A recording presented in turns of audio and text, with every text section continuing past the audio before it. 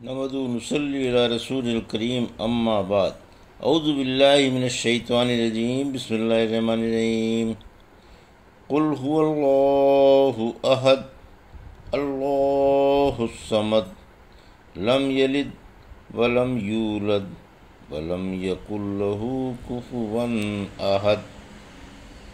ابھی آپ نے سورہ اخلاص کی آیت 1 سے 4 کی تلاوت سماعت فرمائی۔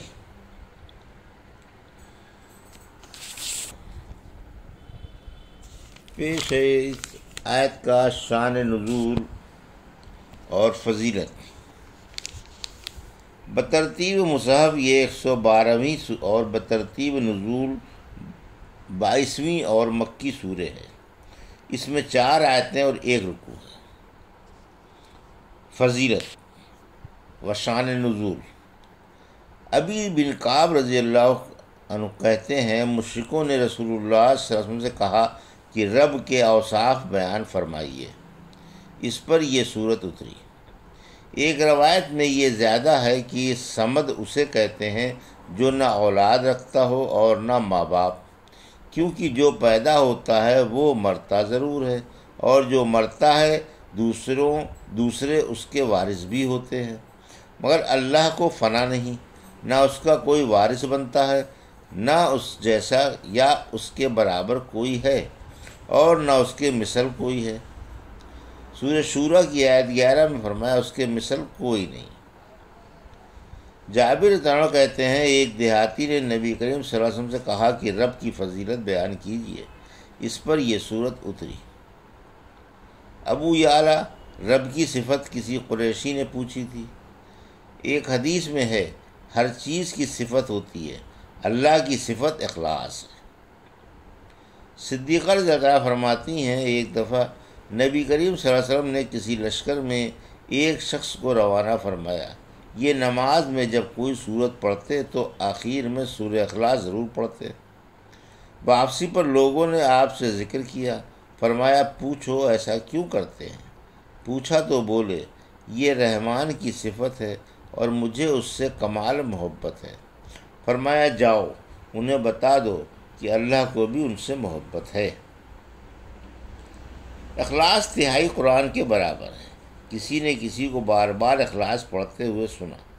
صبح کو رحمت عالم صلی اللہ علیہ وسلم سے ذکر کیا کہ فلاں بار بار اخلاص پڑھ رہا تھا، گویا اس نے اخلاص کو معمولی سمجھا۔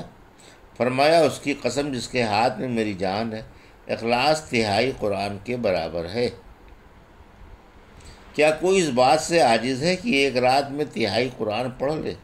یہ بات صحابہ کو مشکل معلوم ہوئی کہ رات میں تہائی قرآن روزانہ کون پڑھ سکتا ہے؟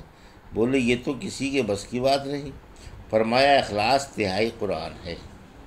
ابو سعید خدری فرماتے ہیں ایک دفعہ قتادہ رضی اللہ عنہ نے پوری رات اخلاص پڑھتے پڑھتے گزار دی۔ اس کا ذکر رحمت عالم صلی اللہ علیہ وسلم کے سامنے بھی آیا۔ فرمایا اس کی قسم جس کے ہاتھ میں میری جان ہے، یہ آدھے یا تہائی قرآن کی برابر ہے۔ رحمت عالم صلی اللہ علیہ وسلم نے فرمایا جمع ہو جاؤ، میں تمہیں 1/3 قرآن پڑھ کر سناؤں گا۔ چنانچہ جنہیں جمع ہونا تھا جمع ہو گئے۔ آپ اخلاص پڑھ کر حجرے میں تشریف لے گئے۔ صحابہ کہنے لگے آپ نے تو فرمایا تھا کہ 1/3 قرآن سناؤں گا، مگر صرف اخلاص ہی پڑھی، شاید آپ وحی میں مشغول ہو گئے۔ پھر آپ نے نکل کر فرمایا میں نے تم سے وعدہ کیا تھا کہ میں تمہیں 1/3 قرآن سناؤں گا۔ یاد رکھو اخلاص 1/3 قرآن کے برابر ہے۔ صبح و شام کا وظیفہ۔ عقبہ کہتے ہیں ہم پیاسے تھے، اندھیرا ہو رہا تھا اور رسول اللہ صلی اللہ علیہ وسلم کا انتظار کر رہے تھے کہ آپ تشریف لا کر نماز پڑھائیں۔ آپ باہر آئے اور میرے ہاتھ تھام کر فرمانے لگے کہو، پھر چپ ہو گئے۔ پھر فرمایا کہو۔ میں بولا کیا کہوں؟ فرمایا صبح و شام 3 بار اخلاص و معوذتین پڑھ لیا کرو، یہی تمہیں کافی ہوگی۔ اسم اعظم۔ بریدہ جنرل کہتے ہیں میں رسول اللہ صلی اللہ علیہ وسلم کے ساتھ مسجد میں آیا، ایک شخص نماز میں یہ دعا مانگ رہا تھا، اللہم انی اسألک بانی اشہد اللہ الہ الا انت الاحد انت الاحد الصمد الذی لم یلد ولم یولد ولم یکن لہ کفوا احد۔ اے اللہ، میں تجھ سے اس اقرار کے ساتھ سوال کرتا ہوں کہ تیرے سوا کوئی حقدار عبادت نہیں، تو یکتا ہے اور بے نیاز ہے، تیرے نہ اولاد ہے اور نہ ماں باپ، اور تیرا کوئی ہمسر نہیں۔ فرمایا اس کی قسم جس کے ہاتھ میں میری جان ہے، اس نے اللہ کے اسم اعظم کے ساتھ مانگا ہے، جس کے ساتھ جب کوئی مانگتا ہے تو مراد ضرور براتی ہے، اور جب دعا کرتا ہے تو دعا ضرور قبول ہوتی ہے۔ 3 باتوں پر عمل موجب جنت ہے۔ جو ایمان لا کر ان 3 باتوں پر عمل کرتا رہے گا، وہ جس دروازے سے چاہے جنت میں جا سکتا ہے اور جس حور سے چاہے شادی کر سکتا ہے۔ قاتل کو معاف کرنے والا، بلا ثبوت کے قرض ادا کرنے والا، اور ہر فرض نماز کے بعد 10 بار اخلاص پڑھنے والا۔ صدیق رضی اللہ عنہ بولے، یا رسول اللہ صلی اللہ علیہ وسلم، اگر ان میں سے ایک پر کاربند ہو؟ فرمایا اسے بھی وہی ثواب ہے۔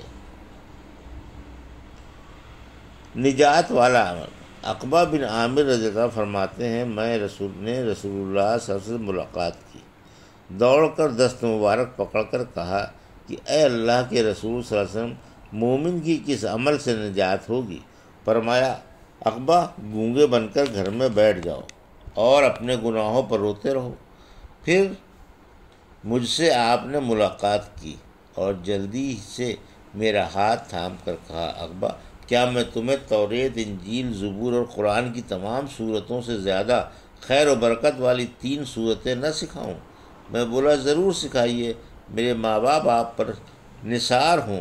پھر آپ نے مجھے اخلاص و معوذتین پڑھا کر فرمایا کہ انہیں مت بھولنا اور سونے سے پہلے ضرور پڑھ لیا کرنا۔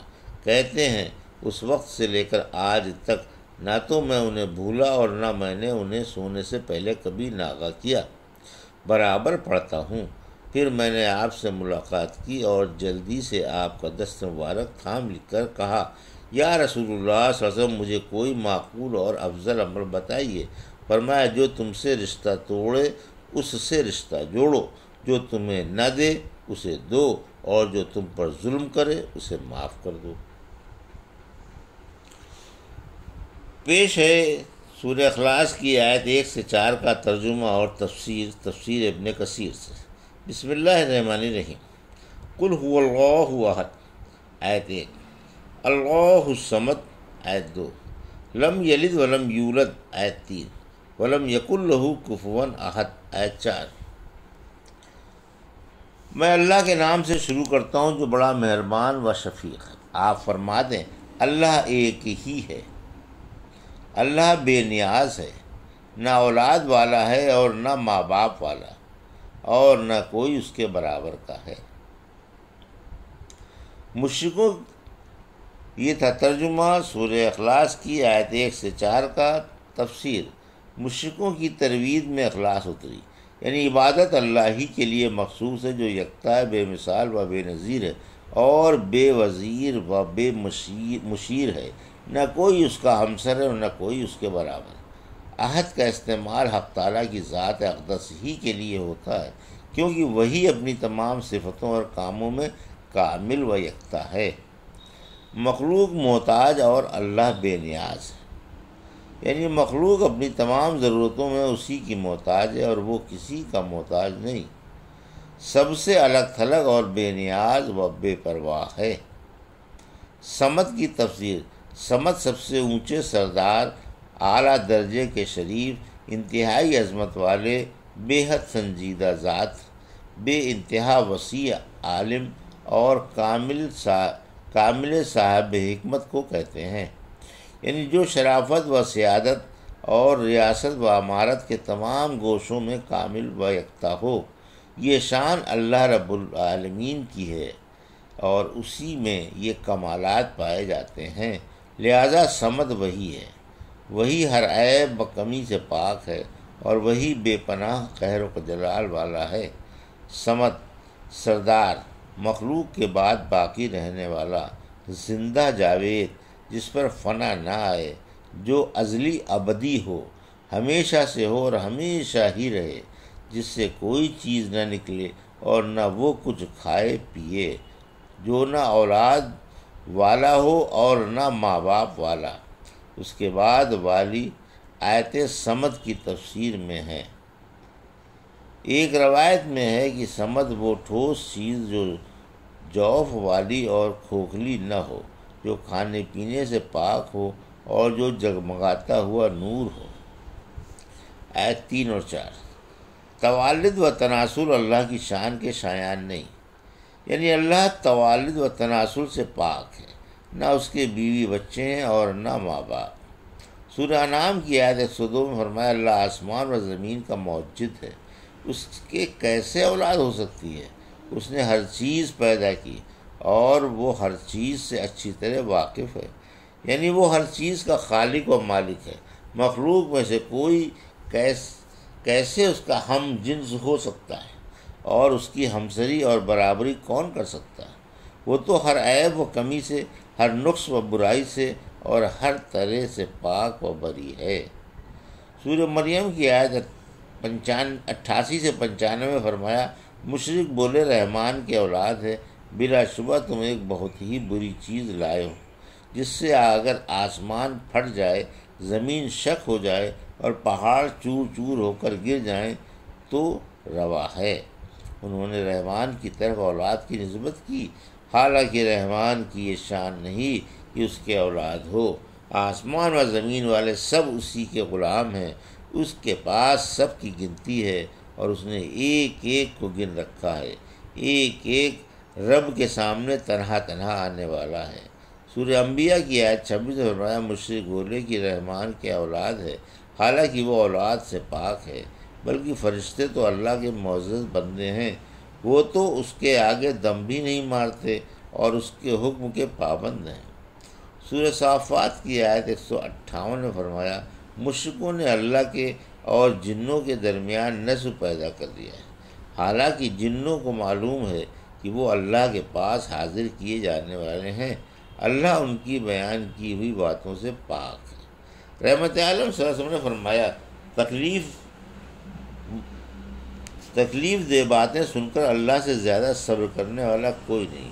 لوگ اس کے اولاد بتاتے ہیں، پھر بھی وہ انہیں روزیاں پہنچاتا ہے اور امن و امان سے تندرستی کے ساتھ رکھتا ہے۔ مجھے انسان نے جھٹلایا، حالانکہ اسے یہ لائق نہ تھا، مجھے اس نے گالیاں دیں، حالانکہ یہ اسے زیبا نہ تھا۔ یہ عقیدہ رکھ کر تو جھٹلایا کہ میں نے جیسے اسے شروع میں پیدا کیا دوبارہ پیدا نہ کر سکوں گا، حالانکہ ابتدائی پیدائش دوبارہ پیدا کرنے سے آسان نہیں۔ اور یہ عقیدہ رکھ کر گستاخی کی کہ اللہ کے اولاد ہے، حالانکہ میں یکتا ہوں، بے نیاز ہوں، نہ میرے اولاد ہے، نہ میں ماں باپ والا ہوں اور نہ میرا کوئی ہم جنس ہے۔ الحمدللہ سورہ اخلاص کی تفسیر مکمل ہوئی۔ یہ تھا سورہ اخلاص کی آیت 1 سے 4 کا ترجمہ اور تفسیر اور اس سورہ کی فضیلت جو ابھی آپ نے تفسیر ابن کثیر سے سماعت فرمائی۔ بارک اللہ لی و لکم فی القرآن الحکیم ونفعنی وایاکم بآیات الذکر الحکیم۔